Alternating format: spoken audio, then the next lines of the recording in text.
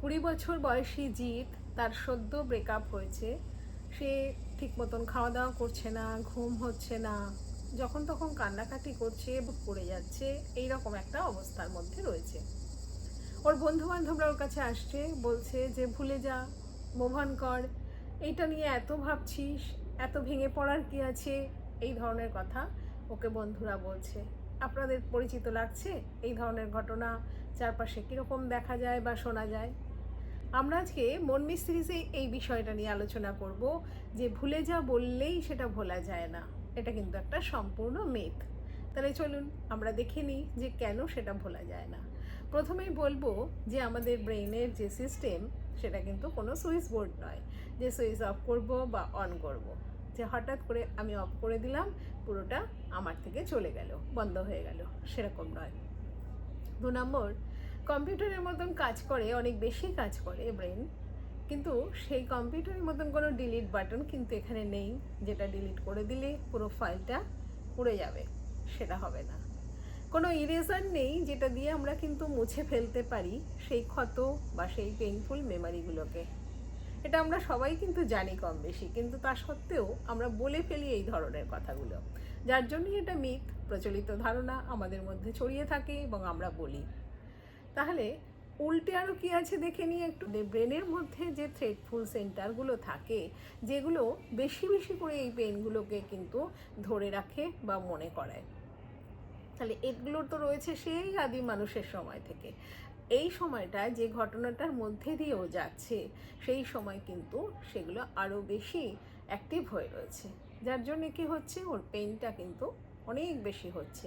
আরও কি হয়, চারপাশের মানুষেরা তাকে বুঝতে পারছে না, তাকে যখন এই ধরনের কথাগুলো বলছে, তখন কি হয়, নিজের ভিতরেও কিন্তু একটা কোথাও গিল্ট তৈরি হতে থাকে, যে আমি হয়তো বুঝলাম না, আমার আগে বোঝা উচিত ছিল, বা আমার সাথেই কেন এরকম হলো।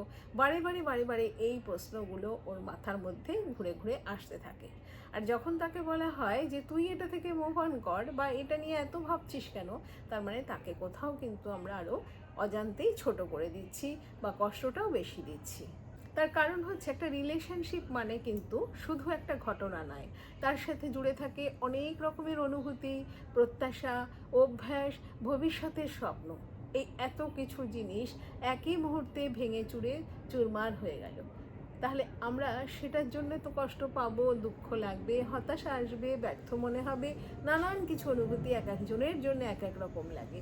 তাই আমরা যদি ঠিক পাশে থাকার ইচ্ছা থাকে, তাহলে একটু সংবেদনশীল হই, তাদেরকে বলি যে তোমার যদি দরকার হয় তুমি আমাকে শেয়ার করতে পারো, কোনো রকম জাজমেন্টাল ওয়েতে নয়, একেবারে সুন্দর করে তার পাশে থেকে তার কথাগুলো, তার অনুভূতিগুলোকেই একটু শোনা দরকার।